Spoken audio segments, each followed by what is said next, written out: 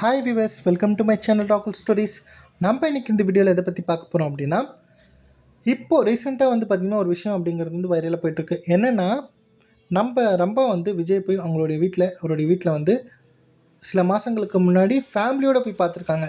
So அந்த ஒரு விஷயம் பார்த்திங்கன்னா ரொம்ப வைரலாக போயிட்டுருக்கு. அது என்ன ஏது அப்படிங்கிறத இந்த வீடியோ நம்ம ப்ரீஃபாக பார்க்க போகிறோம். நம்ம ரொம்ப இருக்காங்க இல்லையா, ஸோ அவங்களுடைய பையனுக்கு விஜய் ரொம்ப பிடிக்குமா. ஸோ சின்ன வயசுலேருந்து விஜயோட ஃபேனாக இருக்காமல் விஜய் பார்த்து பார்த்து தான் வளர்ந்தான். விஜய் டிவியில் பார்க்கும்போது ரொம்ப எக்ஸைட் ஆகிடுவான். விஜய் எனக்கு தெரியும் அப்படின்ற மாதிரி சொல்லுவான். ஸோ அதனால் நான் என்ன நினச்சேன் அப்படின்னா, விஜய் மீட் பண்ண வச்சா அவன் ரொம்ப சந்தோஷப்படுவான் அப்படின்னு நினச்சேன். ஸோ அதனால் ஒரு சில மாதங்களுக்கு முன்னாடி விஜய்கிட்ட நான் மெசேஜ் பண்ணி கேட்டேன். இந்த மாதிரி என் பையன் உங்களுடைய பெரிய ஃபேனாக இருக்கான். ஸோ நாங்கள் அவன் உங்களை மீட் பண்ணலாமா ஃபேமிலியோடு அப்படின்னு கேட்டேன். ஸோ அதுக்கு விஜய் என்ன சொன்னார்னா, அதில் என்ன இருக்குது, கண்டிப்பாக வாங்க அப்படின்ற மாதிரி சொல்லியிருந்தாராம். ஸோ அதனால் பார்த்திங்கன்னா நம்ம ரொம்பவும் பார்த்திங்கன்னா விஜய் போய் அவங்களுடைய வீட்டில் போய் மீட் பண்ணியிருக்காங்க. ஸோ அப்படி மீட் பண்ணும்போது விஜய் கிட்டத்தட்ட ஒரு மணி நேரம் ரம்பாவோட பையன் கூட டைம் ஸ்பெண்ட் பண்ணாராம்.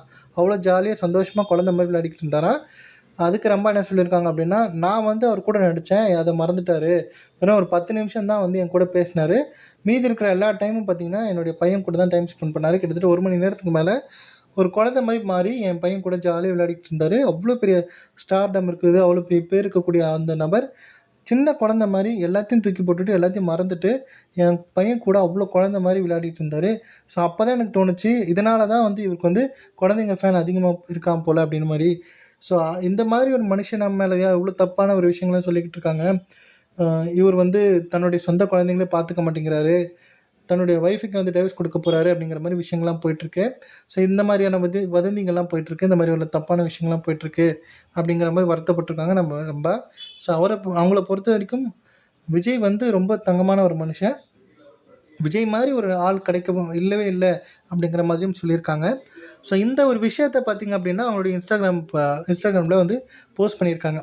ஸோ அதை பார்த்துட்டு எல்லாருமே நினச்சிட்டாங்க அப்படின்னா, நம்ம ரொம்ப டிவிகேல போய் சேர போகிறாங்க அப்படின்ற மாதிரி ஒரு விஷயம் பேச ஆரம்பிச்சிட்டாங்க. ஸோ அதுக்காக தான் நான் கிளாரிஃபை பண்ணுறேன் அப்படிங்கிற மாதிரியும் நம்ம ரொம்ப சொல்லியிருக்காங்க. ஸோ இதை பற்றி நீங்கள் என்ன நினைக்கிறீங்க அப்படிங்கிறதையும் கமெண்ட் லீவ் பண்ணுங்கள். ஸோ இந்த வீடியோ பிடிச்சிருந்தால் லைக் பண்ணுங்கள், ஷேர் பண்ணுங்கள். மறக்காமல் என்னுடைய ராகுல் ஸ்டோரிஸ் அப்படிங்கிற என்னோடய யூடியூப் சேனலை சப்ஸ்கிரைப் பண்ணிவிடுங்க. தேங்க்யூ.